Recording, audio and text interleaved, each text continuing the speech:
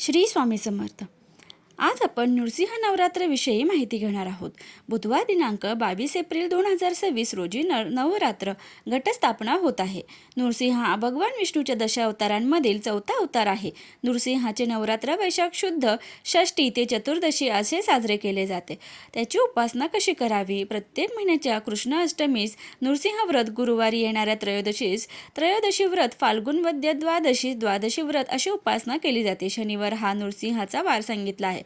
पंचमुखी हनुमान स्तोत्रात पूर्वेकडे वानरमुख व दक्षिणेकडे नृसिंहमुख असे म्हटले जाते. अत्युग्र तेज ज्वलंतम भीषण भय नाशनम असे या मुखाचे वर्णन आहे. पश्चिमेकडील मुख गरुडाचे असून उत्तरेकडील मुख भगवान वराहांचे आहे. पाचवे मुख हयानन घोड्याचे तुंबरू स्वरूपातील आहे. पंचमुखी हनुमान स्वरूपात भगवंताचे 2 अवतार आहेत. 3 अवतार भक्त स्वरूपात आहेत. म्हणून हनुमंताची पूजा उपासनाची नृसिंह पूजा उपासना आपसुकच घडते. या ठिकाणी भक्त व भगवान एके ठिकाणी आहेत असा हा हनुमंताचा अवतार आहे. नृसिंहाची पूजा.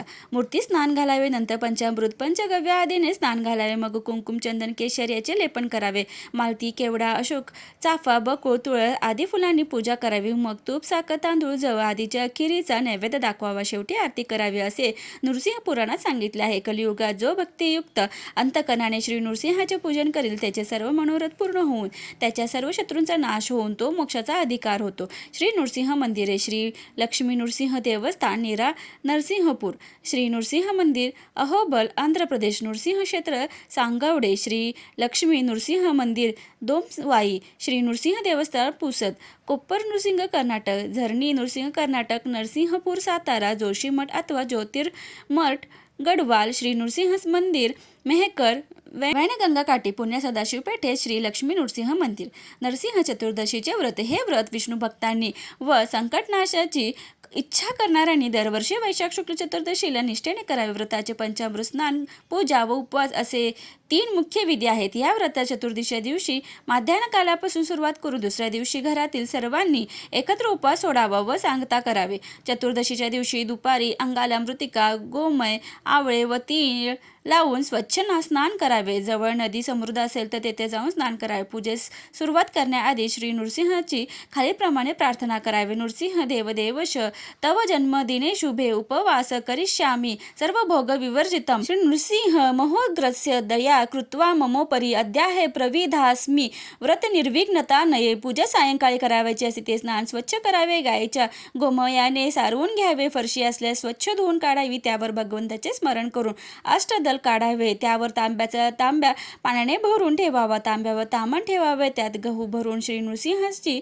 मूर्ती विधीपूर्वक ठेवावी. अक्षता पुष्पे वाहून भगवान नृसिंह आपण येथे यावे असे आवाहन करावे. विधीपूर्वक आसन पाय धुण्यासाठी पाणी अर्पण करावे. अर्घ्य व आचमन करावे. त्याची पूजा करावी. पूजा करताना शक्य असल्यास शंखनाद नगारा वाजवावा. नंतर प्रतिमेस पंचामृताने गरम पाण्याने व उटणे लावून स्नान घालावे. मल्लिका, मालती, केतकी, अशोक, चाफा, पुन्नाग, नागकेसर, बकुल, उत्पल, तुळस, कण्हेर, पलाश पुष्पे अर्पण करावी. या फुलांची देवास माला घालावी. अखंड बिल्वपत्रे व तुळशी दलेही अर्पण करावीत. पूजा करून महिष, गुग्गल, तूप व साखर यांनी तयार केलेले धूप अर्पण करावा. दीप ओवाळून महानैवेद्य दाखवावा. अविष्य तूप, साखर, तांदूळ, जवाची लापशी, खीर यांचा नैवेद्य अर्पण करावा. नंतर आरती आळवणी करावी. प्रदक्षिणा घालावी. भगवंताचे स्रोत म्हणावे. मूर्ती नसल्यास फोटोची पूजा करावी. चतुर्दशीच्या रात्री जागरण करावे. नृसिंह पुराणातील कथा श्रवण करावी. जप करावा. दुसऱ्या दिवशी सकाळी स्नान करून पूजा करावी. नरसिंहाचा शांतपणे जप करावा व सत्पात्र ब्राह्मणास भोजन द्यावे व यथाशक्ती दक्षिणा द्यावी. हे व्रत समाजातील सर्व लोकांना करता येण्यासारखे आहे. फलप्राप्ती, मनोकामना पूर्ण होतात. पुत्रप्राप्तीची अपेक्षा असेल तर तसे होते. मात्र पूर्ण भक्तियुक्त अंतकरणाने हे व्रत करावे. घरातील कटकटी दूर होतात व संसार सुखाचा होतो. निर्धनी कुबेर होतो. शत्रूचा नाश होतो. भूतबाधा दूर होते. श्री स्वामी समर्थ. श्री गुरुदेव दत्त. व्हिडिओ आवडल्यास व्हिडिओला लाईक, शेअर आणि सबस्क्राईब करायला विसरू नका. कॉमेंट करूनही नक्की सांगा. धन्यवाद.